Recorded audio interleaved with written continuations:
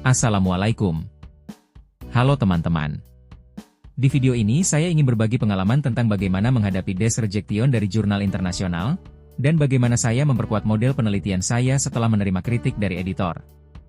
Saya merekam seluruh proses ini karena saya percaya bahwa proses revisi seringkali jauh lebih berharga daripada hasil akhirnya. Semua bermula dari email editor yang cukup tajam. Editor menyampaikan bahwa tujuan teoretis penelitian saya sebenarnya menarik dan relevan dengan bidang services marketing, tetapi pengembangan argumen dan metodologi yang saya gunakan belum cukup kuat untuk mencapai kontribusi yang saya klaim. Salah satu kritik yang paling penting adalah mengenai penggunaan SEM. Editor secara langsung menyarankan agar saya benar-benar memahami bagaimana model struktural bekerja, bukan hanya menjalankan software. Awalnya tentu terasa berat. Tetapi setelah saya renungkan, kritik itu sebenarnya sangat konstruktif.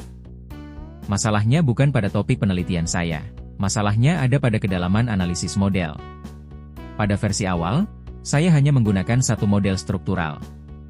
Dalam model tersebut, beberapa faktor layanan memengaruhi trust terlebih dahulu, kemudian trust memengaruhi reliability, dan reliability memengaruhi reputasi. Artinya, semua pengaruh menuju reliability harus melewati trust. Tidak ada jalur langsung dari faktor layanan ke reliability. Secara teori, model ini masuk akal. Namun saya mulai menyadari bahwa menggunakan satu model saja belum cukup untuk menunjukkan bahwa trust benar-benar mekanisme utama. Dari situ muncul pertanyaan penting. Bagaimana jika reliability sebenarnya bisa dijelaskan langsung oleh faktor-faktor layanan tanpa perlu trust? Untuk menjawab pertanyaan itu, saya membangun model kedua. Model kedua menghilangkan trust dari struktur. Faktor-faktor layanan langsung diarahkan ke reliability, lalu reliability ke reputasi. Tujuannya sederhana. Menguji apakah reliability tetap bisa dijelaskan secara kuat tanpa memasukkan trust. Setelah model kedua dijalankan, hasilnya membuka wawasan. Secara statistik, beberapa jalur memang terlihat signifikan. Tetapi secara kemampuan menjelaskan keseluruhan reliability, model ini ternyata lemah. Ini memberi sinyal bahwa ada sesuatu yang hilang jika trust tidak dimasukkan. Dari situ saya menyusun model ketiga. Model ketiga menggabungkan dua pendekatan. Faktor-faktor layanan tetap bisa memengaruhi reliability secara langsung, tetapi juga memengaruhi reliability melalui trust. Model ini memungkinkan saya melihat apakah trust hanya salah satu jalur tambahan, atau benar-benar menjadi mekanisme dominan. Ketika model ketiga dijalankan, hasilnya jauh lebih kuat dibanding model kedua. Kemampuan model dalam menjelaskan reliability meningkat secara substansial.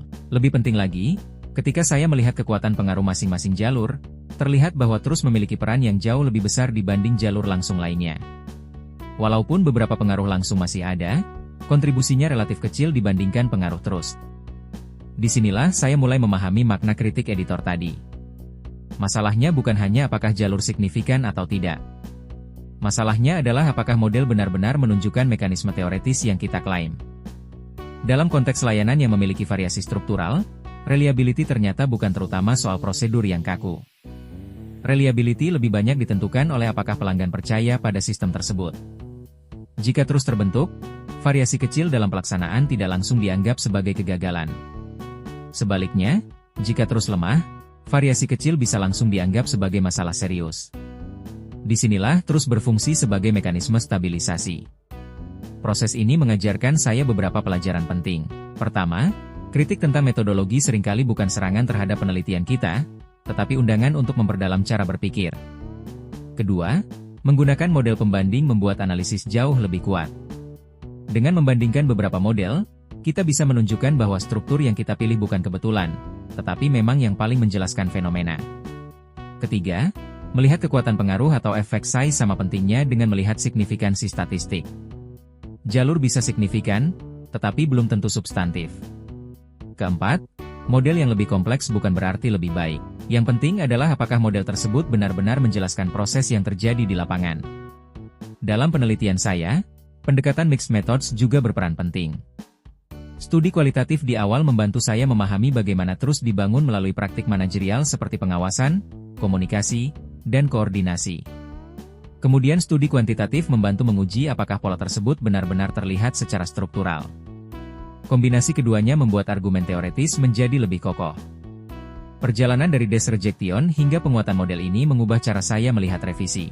Revisi bukan sekadar memperbaiki bahasa atau menambah referensi. Revisi adalah proses memperdalam logika penelitian. Model pertama menunjukkan asumsi awal saya. Model kedua menguji alternatif sederhana. Model ketiga membuktikan bahwa trust memang memainkan peran sentral. Dan dari situ lahir kontribusi teoretis yang lebih jelas.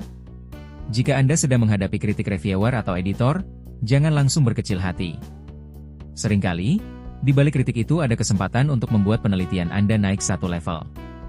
Bukan hanya lebih rapi, tetapi lebih kuat secara konseptual dan metodologis. Semoga pengalaman ini bermanfaat dan bisa menjadi inspirasi bagi siapapun yang sedang berjuang di proses publikasi. Terima kasih sudah mendengarkan.